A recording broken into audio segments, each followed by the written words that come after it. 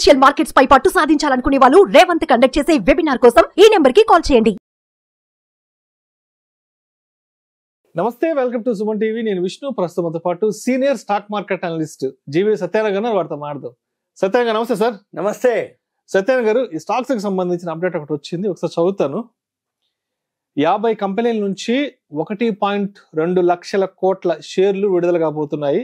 రాబోయే 2 నెలల్లో అంటే జనవరి 31 వరకు 50 కంపెనీలకు చెందిన దాదాపు 1.2 లక్షల కోట్ల విలువైన షేర్లు లాక్ ఇన్ కాల వ్యవధి ముగైనుందని సువామా ఇన్స్టిట్యూట్ ఈక్విటీస్ వెల్లడించిందంట. అసలు ఏంటి ఈ షేర్లు, ఏ షేర్లకి లాక్ ఇన్ పీరియడ్ కంప్లీట్ అవబోతోంది, అసలు దీనికి సంబంధించిన పూర్తి సమాచారాన్ని మన ప్రేక్షకులకు అందించగలరు? ఓకే, జనరల్గా ఈ లాక్ ఇన్ పీరియడ్ అని ఉంటుంది. ఈ లాక్ ఇన్ పీరియడ్ ఏంటంటే ఎప్పుడైతే ఐపీఓలు వస్తాయో పబ్లిక్ ఇష్యూలు ఐపీఓ యాంకర్ ఇన్వెస్టర్స్ ఉంటారు. రెండోది ఇష్యూ ఏదైతే ప్రీ ఐపీఓ అంటారు. సపోజ్ ఇప్పుడు ఎన్ఎస్సి ఎక్స్చేంజ్ ఉంది, ఎన్ఎస్డిఎల్ ఉంది, ఓయో రూమ్స్ ఉంది, ఇప్పుడు టాటా క్యాపిటల్ ఉంది. అంటే 760 వరకు ఉన్నాయి. ఇప్పుడు ఏది ప్రీ ఐపీఓలు అంటే ఐపీఓకు రాకముందే ప్రీ ఐపీఓ అమ్ముతారు. ఈ ప్రీ ఐపీఓలో ఏం జరుగుద్ది అంటే ఫర్మ్ అలాట్మెంట్ ఉంటుంది. అంటే ప్రీమియం ఉంటుంది, మనం ఎంతైతే పేమెంట్ చేస్తామో డైరెక్ట్ కొనుక్కోవటమే.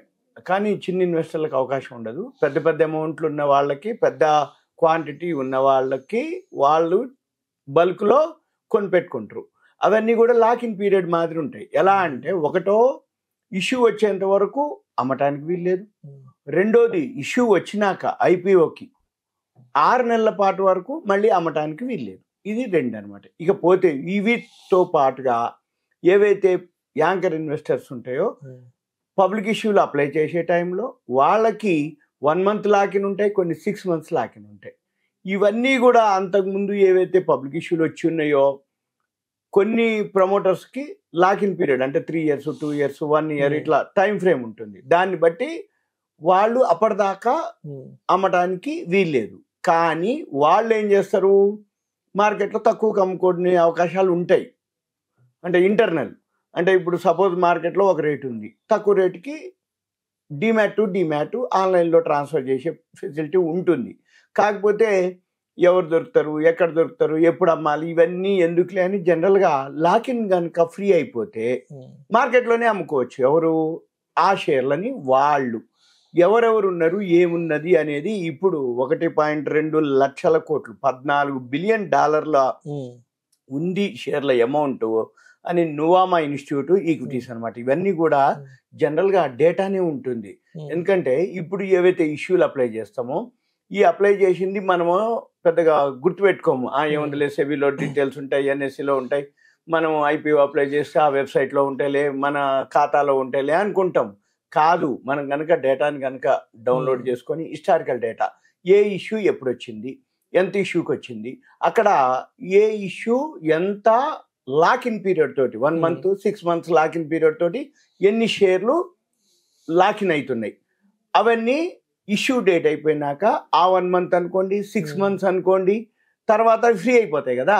అవి కనుక మనం డేటా కనుక చేస్తే ఇప్పుడు ఈ నువామా ఏదైతే ఉందో ఈ ఇన్స్టిట్యూషన్ ఈక్విటీస్ అనమాట, వాళ్ళు ఏం చేశారు, ఒక డేటా వెల్లడించి రాబోయే 2 నెలల్లో ఒక జనవరి 30 వరకు ఇటువంటివి 50 కంపెనీలు, అంటే అంతకుముందు ఏవైతే ఐపీఓలు వచ్చినాయో చాలా మార్కెట్ ఆల్ టైమ్ హైక్ పోతున్న కొద్దీ ఇష్యూలన్నీ బాగా రావడం జరిగింది ఐపీఓలు. ఆ వచ్చిన ఏవైతే కంపెనీల డేటా అంతా వీళ్ళు తీసుకొని వీళ్ళు ఒక 50 కంపెనీల వరకు రాబోయే రోజుల్లో $14 బిలియన్ అయినటువంటి విలువైన షేర్లు లాక్ ఇన్ కాల వ్యవధి ముగిసిపోతుంది. అంటే ఆ లాక్ ఇన్ పీరియడ్ క్లోజ్ అవుతుంది. ఎప్పుడైతే లాక్ ఇన్ పీరియడ్ అయిపోతుందో అప్పుడు ఏం జరుగుద్ది, ఇవన్నీ షేర్లు మార్కెట్లో మనము అమ్ముకోవచ్చు. ఎవరైతే లాక్ ఇన్ పీరియడ్ ఫ్రీ అవుతారో అయితే వీళ్ళు ఎక్కువ శాతం స్మాల్ ఇన్వెస్టర్స్ ఉంటారు, హెచ్ఎన్ఐలు అంటారు, high network investors, mutual funds ఉంటాయి, క్యూఐపీస్ ఉంటాయి, క్వాలిఫైడ్ ఇన్స్టిట్యూషనల్ వాళ్ళు బిడ్డర్స్ కానీ బయ్యర్స్ కానీ, లేకపోతే యాంకర్ ఇన్వెస్టర్స్ అంటాం, వాళ్ళు ఉంటారు అన్నట్టు. ఏది ఈ పెద్ద మొత్తంలో పెట్టుబడి పెట్టిన వాళ్ళు. అయితే ఈ ఎవరైతే ఉండరో వాళ్ళతో పాటు ప్రమోటర్స్ కూడా ఉంటారు. ఇప్పుడు ఇవన్నీ కూడా రాబోయే రోజుల్లో జరుగుతుంది. అయితే వీటిల్లో కొన్ని కంపెనీల పేర్లు ఇచ్చారు వాళ్ళు. ఆ పేర్లు ఏవైతే ఉన్నాయో, స్విగ్గీ ఉంది, స్విగ్గీ 3% ఈక్విటీ లాకిన్ అయిపోతుంది అని. 3% ఈక్విటీ కనుక లాకిన్ అయిపోతే ఆఫ్ఘాన్ ఇన్ఫ్రాస్ట్రక్చర్ అని 5% ఉంది, ఎన్టీపీసీ గ్రీన్ 2% ఉంది. ఇవి మూడే కాదు, ఇంకా మనం కనుక సెర్చ్ చేసుకుంటే ఈ 50 కంపెనీ లిస్ట్ కూడా దొరుకుతుంది. ఇప్పుడు మనకి లేదు టైము, మనము తర్వాత ఒకవేళ ఎవరికైతే ఇంట్రెస్ట్ ఉందో కావాలనుకుంటే సెర్చ్ చేస్తే దొరుకుతుంది. ఒక లింక్ దొరికిపోయింది అనుకో, ఒక వెబ్సైట్, దాంట్లో దొరికిపోతాయి ఏ ఇష్యూ ఎంత పర్సెంటేజ్ లాకిన్ ఫ్రీ అవుతుంది, ఎందుకు అవుతుంది, ఎట్లా అవుతుంది, ఇవన్నీ చూసుకొని అప్పుడు ఏమైతుంది, ఆటోమేటిక్ గా మార్కెట్ లోకి సప్లై పెరుగుతుంది. ఎప్పుడైతే లాకిన్ ఫ్రీ అయిపోతుందో సప్లై పెరుగుతుంది. సప్లై ఎప్పుడైతే పెరుగుతుందో డిమాండ్ తగ్గిపోతుంది. డిమాండ్ ఎప్పుడైతే తగ్గిపోతుందో షేర్ ప్రైస్ ఏమవుతుంది, ఫాల్ అయ్యే అవకాశాలు ఉన్నాయి. ఏవి, ఈ 50 కంపెనీలకు సంబంధించినటువంటివి. అయితే మళ్ళీ వీటిల్లో కూడా ప్రమోటర్స్ దగ్గర ఉన్నటువంటి ఉన్నాయి అనుకోండి, వాళ్ళు ఎక్కువ శాతం అమ్మరు. మామూలుగా యాంకర్ ఇన్వెస్టర్స్ అమ్ముతారు, హెచ్ఎన్ఐలు, హై నెట్వర్త్ ఇండివిజువల్స్ అమ్ముతారు.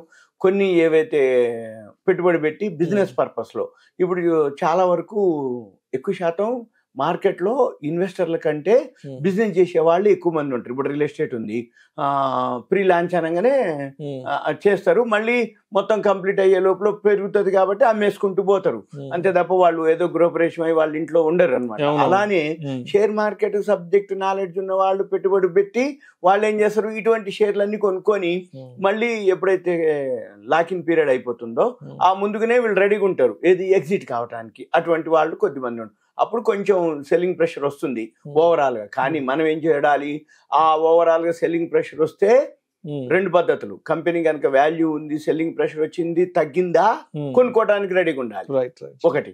లేదు మనం ఎందుకులే అనుకుంటే మన దగ్గర అవే షేర్లు కనుక్కుంటూ ఉంటే ముందు అమ్మేసుకొని మళ్ళీ ఆ టైంలో సెల్లింగ్ ప్రెషర్ వచ్చినప్పుడు ఫాలో అయ్యిద్ది కదా, అప్పుడు మళ్ళీ కొనుక్కోవడం ఒక పద్ధతి. రెండేంటిది, ఒకటో తగినప్పుడు కొనుక్కోవటం, లేదు మన దగ్గర కనుక్కుంటే అమ్మేసుకొని తర్వాత తగ్గినప్పుడు కొనుక్కోవటం. అంటే లాకిన్ పీరియడ్ ఫ్రీ అయిపోగానే మార్కెట్లో ఎట్టి పరిస్థితుల్లో సెల్లింగ్ ప్రెషర్ వస్తుంది, ఏది ఆ కంపెనీలు ఆ షేర్లకి, అవి మనం కొనుక్కోవటం. అయితే ఇవన్నీ జనరల్గా ఏంటంటే ఈ యాంకర్ ఇన్వెస్టర్లు అందరికి కూడా ఫస్టే లాకిన్ పీరియడ్ 90 days కొన్ని ఉంటాయి, కొన్ని 30 days ఉంటాయి. మనం అక్కడే ఇస్తారు టైం ఫ్రేమ్ కూడా, మనం అది చూడాలి 30 days ఉందా 90 days ఉందా, 30 days కి ఎంత పర్సెంటేజ్ లాకిన్ ఫ్రీ అవుతుంది, 90 days కి ఎంత లాకిన్ పీరియడ్. ఇదంతా ఒక ఎక్సెల్ మాదిరి మెయింటైన్ కనుక చేస్తే మనకు ఒక ఐడియా వస్తుంది. ఇదంతా కూడా జనరల్ గా ప్రమోటర్లు అయితే ఎక్కువ అమ్మరు, మిగిలిన వాళ్ళు అమ్ముతారు. ప్రమోటర్లు ఎప్పుడు అమ్ముతారు అంటే బాగా హైకి వెళ్ళినాక వాళ్ళు అమ్మేస్తారు, మళ్ళీ లోకి వచ్చినప్పుడు వాళ్ళే బై చేస్తారు. కానీ మార్కెట్ సినారియోని బట్టి మార్కెట్ మాత్రం అబ్జర్వ్ చేస్తూ ఉంటారు. ఇక మామూలు ఇన్వెస్టర్స్ మాత్రం ఈ డేటా అంతా పెట్టుకొని టైం కోసం వెయిట్ చేసి చేయాలన్నమాట. ఇవన్నీ కూడా జనరల్గా ఏంటంటే ఇన్సైడర్ న్యూస్ అంటారు. ఈ ఇన్సైడర్ న్యూస్ లో వాళ్ళు ఈ అంటే ఈ ఆయా అంశాల ఆధారంగా షేర్లు నమ్మి అక్రమంగా లాభార్జన లేకుండా ఇవన్నీ కూడా ఓపెన్ గా ఉండాలి అనేది ఇప్పుడు అన్నమాట. మనకి డేటా దొరికిపోతుంది. ఒకవేళ ఎవరికైనా ఇంట్రెస్ట్ ఉంది అంటే ఆ డేటా తీసుకొని ఏ కంపెనీల్లో ఉందో, ఇప్పుడు 50 అంటారు కదా, ఎక్సెల్ కి మనం టైప్ చేసుకొని ఏ కంపెనీలో ఎంత ఉంది ఈక్విటీ ఎన్ని షేర్లో చూసుకొని దాని వాల్యూ కనుక ఉందా లేదో కనుక చేసుకోగలిగితే షేర్ మార్కెట్ లో కూడా మంచి రిటర్న్స్. ఇదంతా కూడా ఒక ఇన్ఫర్మేషన్ మాత్రమే, education purpose. Right. Thank you sir, thank you so much Satyanarayana గారు. త్వరలో లాకిన్ పూర్తి కాబోతున్న షేర్లకు సంబంధించిన సమాచారాన్ని మన ప్రేక్షకులకు చాలా డీటెయిల్ గా తెలియజేశారు. Thank you so much sir. Thank you.